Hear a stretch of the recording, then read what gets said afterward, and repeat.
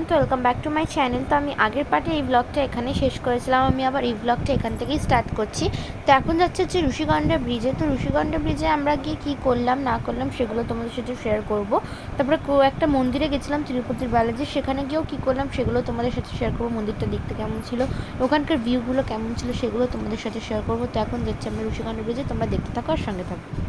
তো আমরা ফাইনালি ঋষিগন্ধা ব্রিজেতে চলে এসেছি। তো গিয়ে এখন একটু বসেছিলাম, আর এখানে অনেকে স্নান করছিল মাঝখানটা, কেন দুধারটা না একটু গভীর ছিল, তো বেশি কেউ দূরে যায়নি, মানে হালকা পাটা ভেজানোর জন্য। তো আমরা ঋষিগন্ধা ব্রিজে অনেকক্ষণ বসেছিলাম, একটু রিফ্রেশমেন্ট ফিল করছিলাম, খুব সুন্দর হাওয়া দিচ্ছিলো। তো তার পাশে একটা রিসর্ট ছিল, তো ওখানে চলে গেছিলাম লাঞ্চ করতে, কারণ অলরেডি 3টে বেজে গেছিলো। তোমরা দেখতে পাচ্ছ সমুদ্রটা খুব সুন্দর দেখতে লাগে, জানলার ধারে বসে বসে একদম খাবো আমরা। তো ওখানকার গিয়ে কী খেলাম সেগুলো তোমার সাথে শেয়ার করবো। তো এটা ছিল চিলি এগ বা এগ চিলি, তোমরা যাই বলতে পারো, এটা ড্রাই এগ চিলি। তোমরা একটা স্টার্টার অনুযায়ী আমরা নিয়েছিলাম, তো ভালো খেতে ছিল, তোমাদেরকে আমি দেখাচ্ছিলাম। কোটিংটাও খুব ভালো ছিল, কিন্তু প্রচুর ঝাল। আমি জানি না এখানকার যত খাবারই খাচ্ছি না কেন সবই একটু একটু ঝাল। তো আমি অতটা ঝাল তো খাই না, তো এটা একটু আমার খুব ঝাল লেগেছে। তো তারপরে খেয়েছিলাম হচ্ছে পনির তন্দুরি। পনিরের পিসটা বড় ছিল, তাও তোমাদের আমি দেখাচ্ছি, অর্ধেক কেটেছি তো তাই। এই দেখো, পনিরটাও ভালো ছিল, একটু চিজ ছিল ওর ভেতরে, বাট খেতে ভালো ছিল। তো ওই যে বললাম একটু ঝাল, এটাতেও ঝাল ছিল, আমার ঝাল লেগেছে। তো আমার সবকটাতেই ঝাল লেগেছে মোটামুটি। তো তারপরে নিয়েছিলাম বাটার নান, হ্যাঁ বাটার নান, আর এটা হচ্ছে পনির মশালা, বাটার পনির মশালা মনে হয় এটা। এটার ভেতরে কেশরি পাতা রয়েছে, এটাও খেতে ভালো ছিল। হ্যাঁ, এটা নর্মাল ছিল, ঝাল মানে নর্মাল যে ঝাল হয়, এটা সত্যি খেতে ভালো ছিল। পনিরের পিসগুলো একটু ছোটো ছোটো ছিল আর কি, কিন্তু খেতে মোটামুটি ঠিকঠাকই ছিল। আর তারপরে আমরা খেয়েছিলাম হচ্ছে প্রথমবার গ্রিন বিরিয়ানি। তোমরা দেখতে পাচ্ছ গ্রিন বিরিয়ানি আমরা খেয়েছি। আমার তো একদমই ভাল লাগেনি, চিকেনের পিসটা দেখো এত ছোট যে কি বলবো। তো যাই হোক, আমার মুখটাই কি নষ্ট হয়ে গেলো, তারপরে ছেড়ে দাও, বাদ দিয়ে দাও। তো এখন যাচ্ছে হচ্ছে আমরা তিরুপতি বালাজি মন্দির, তোমাদের এক্ষুনি যেটা আমরা বললাম। তো আমরা তিরুপতির বালাজির মন্দিরে যাব, তো চলো সেখানেই যাওয়া যাক। তো এখানে সিঁড়ি রয়েছে 360খানা, তো আমরা সিঁড়ি থেকে উঠে যাওয়ার জাস্ট খেয়েছি। তো আমরা গাড়ি করে পাহাড়ে উঠবো। তো এখানে টিকিটটা কেটে নিয়েছি, 20 টাকা মেবি নিয়েছে। তো এখান থেকে উঠে যেতে হবে আমাদেরকে তিরুপতির বালাজির মন্দিরে।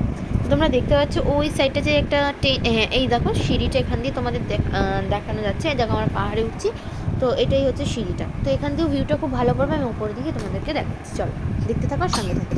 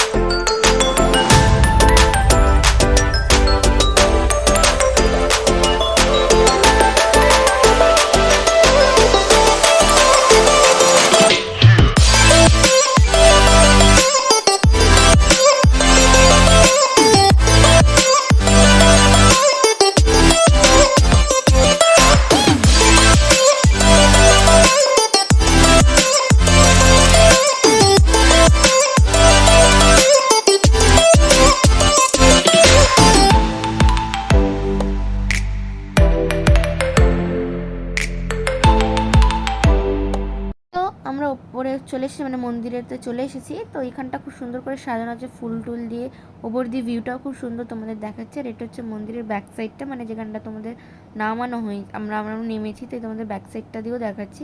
আর এটা হচ্ছে সামনেরটা, তোমরা সামনের দিক দিয়ে যখন দেখতে পাবে সেটাও দেখতে পাবে। এখান দিয়ে জাস্ট ভিউটা দেখবে, just wow, just looking like আ ওয়াও। আমি এখনও বলছি তোমাদের সামনে, আর ব্লগেও বলেছিলাম, এখনও বলছি, ব্লগেও বলেছিলাম, খুব সুন্দর। আমি না প্রথমে এই দেখো একটা জিনিস দেখাচ্ছি, পাহাড়, আর ওই সাইডটা দেখতে পাচ্ছ ওটা সমুদ্র। আমি না প্রথমে বিশ্বাস করো বুঝতেই পারিনি যে ওটা পাহাড় কি সমুদ্র ছিল, অনেক পরে এটা আমি বুঝতে পেরেছি।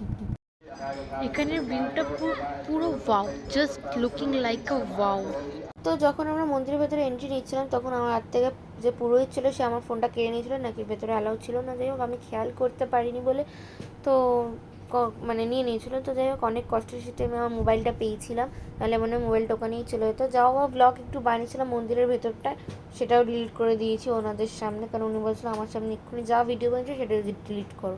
তারপরে তো বাইরেরগুলোও বলেছিল ডিলিট করে দিয়েছে, তো আমি বললাম দেখুন আমি ব্লগটা বানাই, তাই বললো ঠিক আছে, ভেতরটা ডিলিট করে দিতে হয়েছিল। তো তোমাদের তো আমি উপর থেকে ভিউ দেখাচ্ছি, কত মানে ছোট ছোট জিনিস লাগছে দূর থেকে দেখতে। আর আমি একই কথা বলবো, আমি পাহাড়, সমুদ্র আর আকাশ মিলিয়ে, মানে সমুদ্র আর আকাশ পুরো মিলিয়ে ফেলেছিলাম তখনও। তো চলে এবার যাওয়া যায় কোনো একটা গন্তব্যস্থলে। তো চলো দেখতে থাকো আর সঙ্গে থাকো। তো এখন আমরা যাচ্ছি একটা এখানকার ইসকন মন্দির আছে, তো ওই মন্দিরটা না এখনও ঠিকভাবে তৈরি করা হয়নি, আর ভেতরে ক্যামেরাও অ্যালাউ ছিল না। তোমাদের তো বাইরে দিয়ে একটু দেখিয়েছিলাম, তোমরা একটু দেখো। আর ভেতরটা এখনও হয়তো করতে অনেক বছর সময় লাগবে। জাস্ট ওদের একটা মানে বড় সড়ো একটা ঘর রয়েছে, ঘরেতে রাধাকৃষ্ণ গোপাল জগন্নাথ সব ছিল, বাট ভিডিও করতে দেয়নি ওইখানটা। আর অনেক বড় এরিয়া, এখনও করছে জায়গাটা, তোমরা দেখলে বুঝতে পারবে। তো এটা ছিল বেশি দূরের ডিস্টেন্স নয় এই মন্দির থেকে, মানে ফেরার পথে 5 থেকে 10 মিনিটের মধ্যে এই রাস্তাটা ছিল। আর রাস্তাগুলো এখানকার না এত সুন্দর যে কি বলবো। এই দেখো এই মন্দিরটা এখনো হয়নি, এটা এখনো অনেক বছর সময় লাগবে হতে। তো যাই হোক ভেতরে তো ক্যামেরা অ্যালাউ ছিল না, তাই আর দেখাতে পারিনি।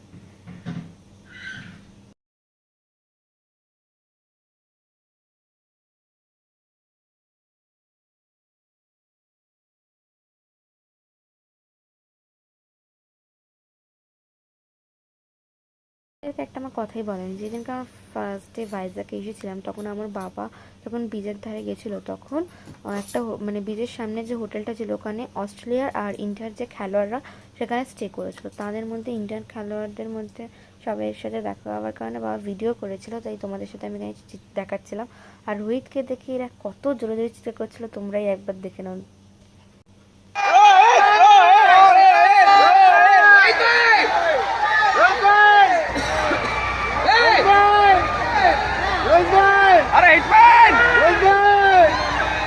তো আমরা যেখানে এসেছি সেটা হচ্ছে ইন্ডিয়ান 1947 সালে যখন ইন্ডিয়ান পাকিস্তানের মধ্যে একটা যুদ্ধ হয়েছিল যে সাবমেরিনের সাহায্যে, তো সাবমেরিনটা যে ছিল যেটা এখন আমাদের ভাইজ্যাকে রয়েছে, তো সেটাই আজকে আমরা দেখতে এসেছি। তো আমাকে পরে ভয়েস দিতে হচ্ছে, কারণ কি একটু মানে ওটা মেন রোডের ওপরে ছিল, তো ওই কারণে কথাটা একটু কেটে কেটে যাচ্ছিলো, তাই আমি আমার ভয়েসে বললাম। আর তার অপোজিটেই ছিল হচ্ছে ফাইটার প্লেন, মানে যাকে আমরা বলতে পারি ফাইটার জেট, তো ওইটাও ওর অপোজিটে ছিল, ওটাও আমরা দেখতে গেছিলাম। তো ফার্স্টেই বলে দিই পুরো সাবমেরিনটা প্রচুর লম্বা ছিল, তো আমি দেখি একটু কোন সাইড এঁকে বেঁকে দেখানোর চেষ্টা করেছি পুরোটা। আর আর এইগুলো মনে হয় আমার রকেট, মানে বলে না ওই রকেট টাইপ কিছু। তো যাই হোক আমরা দুটো টিকিট মানে পার হেড 100 টাকা নিয়েছে ফাইটার জেট আর মানে ফাইটার প্লেন আর সাবমেরিন দেখার জন্য। তো যখন উঠছিলাম তখন তো ভিডিও আমার অন ছিল, তখন কিছু বলিনি। যখন এন্ট্রি নিয়েছিলাম তখন ওখানে একটা আঙ্কেল দাঁড়িয়েছিলেন, তো তিনি বলেছে যে ভিডিও করা যাবে না। তো যাই হোক তখন আমি ভিডিওটা সঙ্গে সঙ্গে অফ করে দিয়েছিলাম। তারপরে দেখছি আর কেউ ছিল না, তো অনেক সামনে তোমাদেরকে দেখাই, এত দূর যখন এসেছি দেখাই। তো তোমরা ভেতরটা দেখতে পাচ্ছ কত ধরনের মেশিন, মানে আর এত কনজেস্টেড জায়গা না, কি বলবো, আমার নিজেদেরই হাঁটতে এত অসুবিধা হচ্ছিল। আমি ভাবছি যারা আর্মি ছিল তারা তো আরও লম্বা, তাদের কত না কষ্ট হতো। যাই হোক তো এখানটা তোমরা দেখতে পাচ্ছ কত সরু একটা জায়গা, এই সাইডটাই তোমরা দেখো না কি সরু। আমি তারপর বেরিয়ে গেলাম, তো এই সাইডটা দেখো, এখানে আমি তোমাদের দেখাবো ওয়াশরুম, আর যেখানটা মানে টয়লেট করার জায়গা ওয়াশরুম, আর এখানটা হচ্ছে বেসিন টেসিন হাত টাত ধোবার একটা জায়গা ছিল। কত সরু, হ্যাঁ কত সরু। আর এখানটা বেড ছিল, সবাই ঘুমাতো। তো যাই হোক আমাদের এখানটা আপাতত এখানে স্টপ হয়ে গেল, তার অপোজিটেই ছিল হচ্ছে ফাইটার জেট।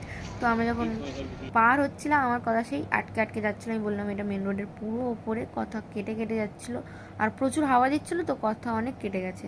তো দেখো আমরা চলে এসেছি মানে এয়ারক্রাফট মিউজিয়ামে।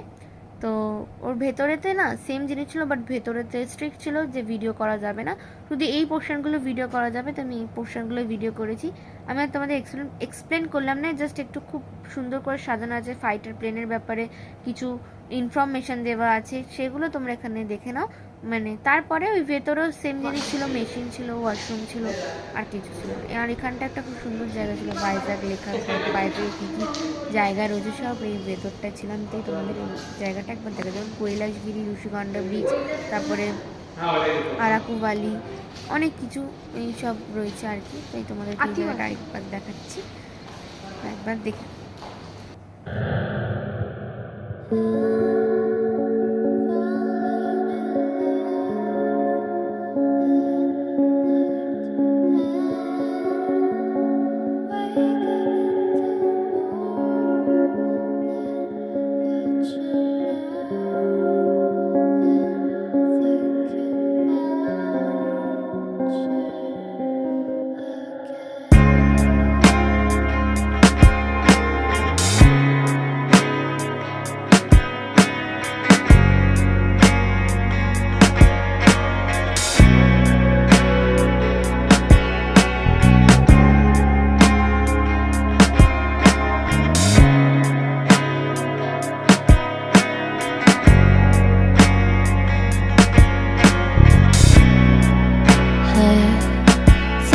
About the moments we spent, I just want you to be happy.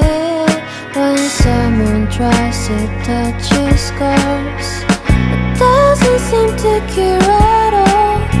Oh, nothing's gonna be any matter. I'll love you every day. Let's take a walk. Please don't guarantee your joy. Nothing's wrong with crying every day.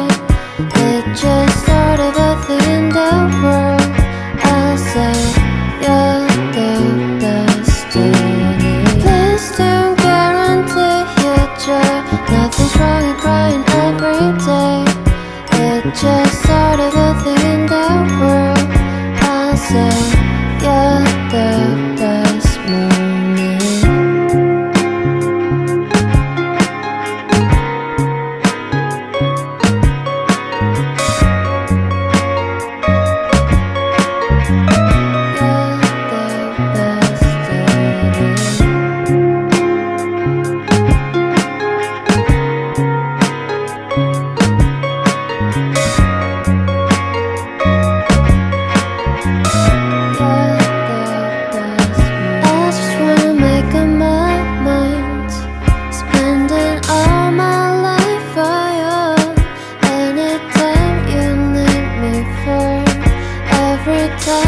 আমি আমার ভাইজাগের part 2 ব্লগটা আমি এখানেই শেষ করছি। যদি তোমাদের ভালো লাগে লাইক করো, শেয়ার করো, কমেন্ট করো, আর চ্যানেলটাকে প্লিজ সাবস্ক্রাইব করে দিও, আর সাবস্ক্রাইব পাশে বেল বাটনটা ক্লিক করে দিও।